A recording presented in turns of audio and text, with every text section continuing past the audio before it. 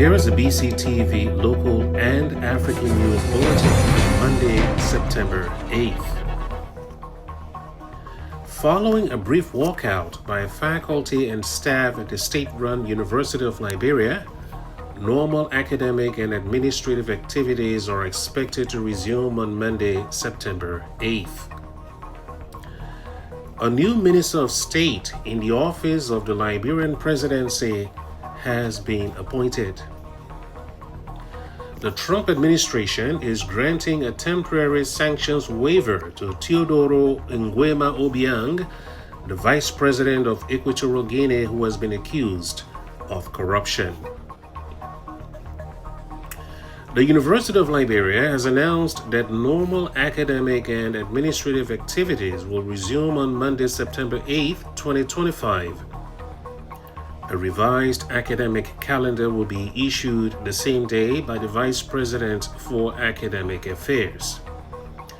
New student orientation begins on Wednesday, September 10th, while classes are expected to start on Monday, September 15th, pending confirmation by September 12th. The administration at the University of Liberia, led by President Dr. Lely Marpayarn, is welcoming all new and returning students and is urging them to rely on official university communication channels for updates. The resumption of academic activities follows a disengagement of faculty and staff of the state-run university over ongoing grievances.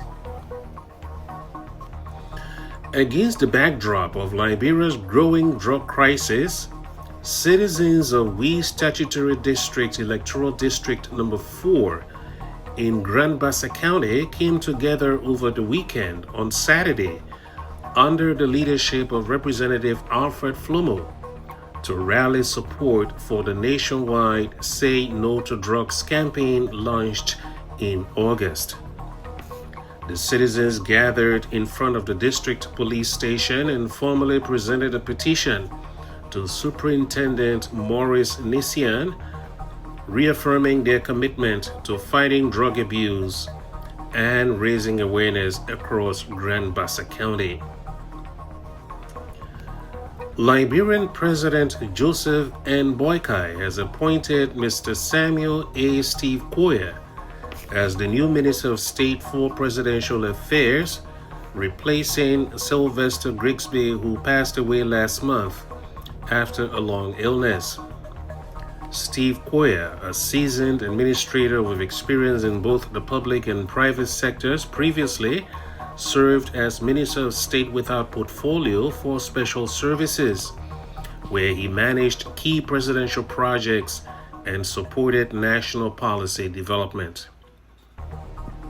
The appointment of Mr. Steve Koya is seen as part of President Boakai's effort to strengthen his inner circle and ensure continuity in his administration's governance agenda. Other names floated as possible appointees to the powerful position had included former Minister of Commerce, Mr. Amin Modat, talk show host Henry Costa, and ruling Unity Party Chairman Luther Tarpe.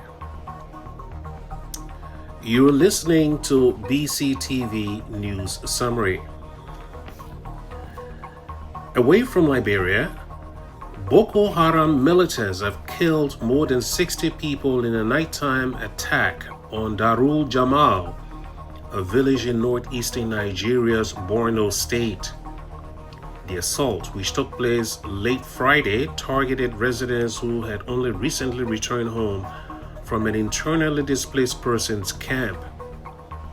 Governor Babagana Zulum, who visited the community on Saturday, confirmed the death toll. ArcelorMittal South Africa, one of the continent's largest steel producers, has announced more than 4,000 job cuts, exceeding an earlier plan of 3,500 layoffs this year. The company will shut its long steel plants in Newcastle and Vereeniging and restructure operations at Vanderbilt Park.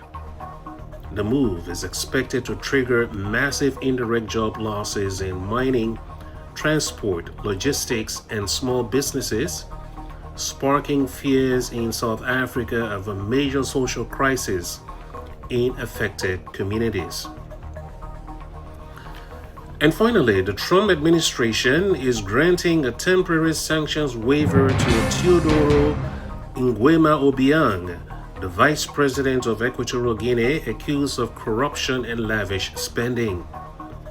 The AP quotes U.S. officials as saying the 1-month pass will allow him to attend a UN gathering in New York and visit other cities. The move, they add, is aimed at countering China's influence in the West African nation and protecting U.S. oil and gas interests. To summarize, following a brief walkout by faculty and staff at the state-run University of Liberia, normal academic and administrative activities are expected to resume on Monday, September 8th. A new Minister of State in the office of the Liberian presidency has been appointed. He is Sam Steve Koya. The administration of Trump in Washington, D.C. is granting a temporary sanctions waiver to Teodoro Nguema Obiang, the vice president of Equatorial Guinea, who has been accused of corruption. That's the BCTV news summary, up to the minute.